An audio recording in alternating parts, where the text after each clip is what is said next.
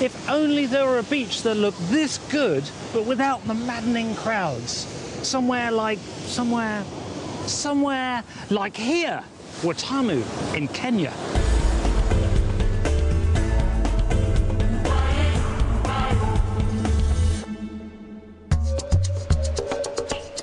Watamu is a small village on the Kenyan coast. You can fly from London to Nairobi in about 8 hours, and then it's another hour to nearby Malindi, which is a 20-minute drive from here. This beautiful 5-mile beach is well equipped for water sports, wildlife, and just kicking back. The perfect beach for an action or relaxation-packed holiday.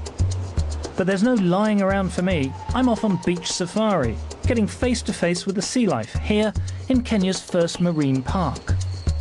First on the list, we're going diving to see the reefs. Now, up until this point, the deepest I've made it underwater is washing my hair in the bath. After a very quick lesson in the hotel pool, my instructor Jenny teaches me some underwater signals. What do you think this is? I think that's a lobster. Lobster, well done. And this one? Manta ray. Turtle. Turtle. This could be manta ray. Okay. And tiger shark? There aren't any tiger sharks here in this sharks. I know there are tiger sharks in this diving area. There's a tiger shark. I'll say, come here, let's take a photo. I'll be delighted. Of course, it's hard to take a photograph if a shark has just bitten off your arm. There are several diving schools in Watamu who are happy to help you out, whatever your experience. And you can dive from as little as £20. Cheerio. You made it. Well done. Okay. This is actually, I am quite uncomfortable about doing this. I do feel quite frightened now. Okay. Yes, well done.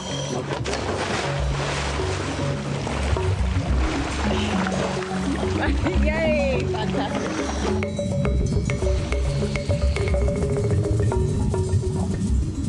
Soon the wonder of being in what looks and feels like a free-range tropical fish tank makes me forget about the claustrophobia and panic, and it actually becomes quite good fun.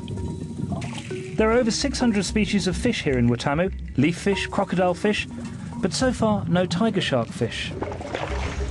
There's a lot for you to take in to start with. Your buoyancy, there's a little bit of a surface chop going down. It's all very new. It really is. It's like a near-death experience there for me. It was, it's really quite. It's existential there for a bit. Right. And then it's just the moment it's all.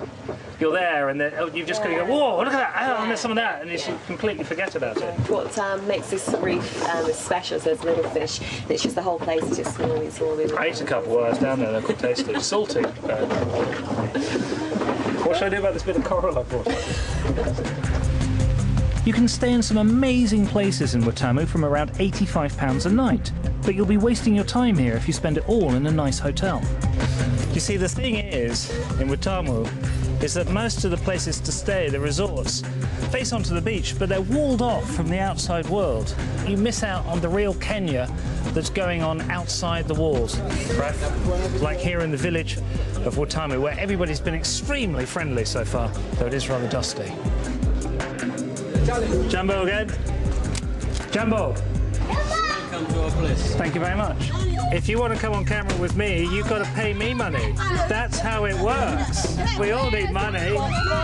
Nice to meet you, brother. Jumbo. Yeah, one love. The beaches of Watamu are a major nesting site for sea turtles, which are a threatened species. And it's here that Steve Trott runs the only rescue centre in Kenya. Today he's returning a turtle mistakenly caught in fishermen's nets to the sea. This turtle is ready for release and very much ready to get back to the sea. So we'll just cover her head with a towel. Why do we need to do that? Keep her calm. Is this a he or a she turtle? Can't tell, not at this age, until a turtle reaches sexual maturity.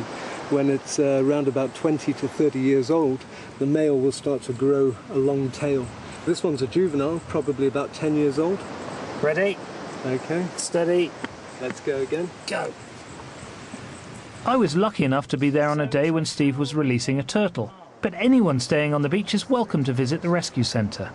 The problem is that the more Watamu gets developed for the people who come and experience its natural wonders, the more those wonders, especially the turtles, get threatened by development. And they're off. Other way. It's that way. Steve's conservation work can be hard and frustrating, but there is one small incentive.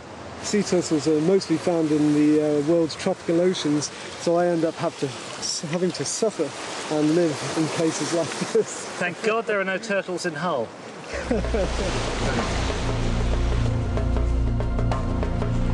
There's a lot of life out in that sea. This part of East Africa is famous for big game fishing. Slightly nervous about pitting myself against something that weighs more than me, I head out on the ocean. It cost around £450 to charter Captain Pete's boat. Pricey, but split between 5, not much more than a fancy round of golf. There's no guarantee of catching a fish, but the crew know what they're doing. Basically, when the fish comes up, we'll tell you which one he's following. You're saying that with great confidence. It's just we're going to catch a fish. Yeah, we're going to catch a fish. Okay. If I do catch something, I'm not going to kill it. Most of the big fish are tagged and returned to the sea. If they are re-caught, conservationists can see how far they've migrated. Sometimes it's thousands of miles.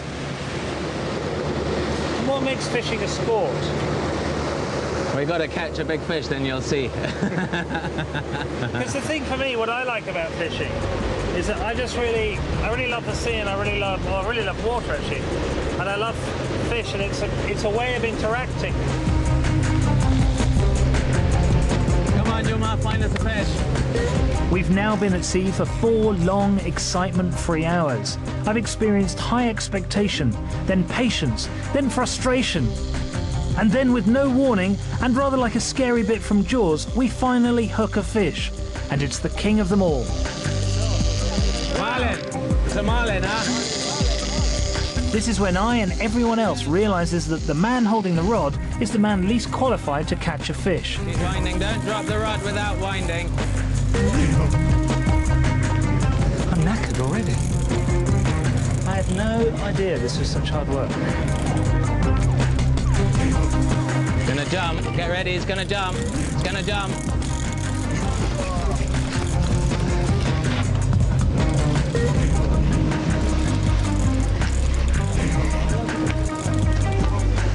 Keep winding. I saw him jumping. Winding. Okay, pull. Well done. That's your fish. I understand on a tag. So it's really just that easy, Pete? Just that easy, yeah? Bit of patience. Some guys will do 15, 20 years to get a marlin. Really? Yeah. So you're pretty lucky. I'm not sure I ever need to pluck a marlin out of the sea again, but the experience of being connected to that incredibly strong life force was life-changing for me. Though it was probably rather tiresome for the fish. Probably about 80 kilos. Cheers, Pete. Thank you. Good. Cool. Well done, boys. Did you see how beautiful an animal that was? There is that other thing. There's the liberal guilt about hunting and game fishing, big game fishing, and being like a sort of evil white male on the high seas. And then there's the other thing where you're like, I caught a fish, and I caught a bloody great fish as well. It's really quite an effort to get to Watamu, but I was rewarded with great experiences for every second I spent there. You know, I think it'd be fair to call Watamu an above-average tropical paradise, but because of the rude amounts of wildlife and rich local culture that surround its hotels, it's much, much more than just long, white, sandy beaches, beautiful swaying palm trees, and a rich, deep sapphire sea. But do try and get here soon, just in case the turtles lose their race with the property developers.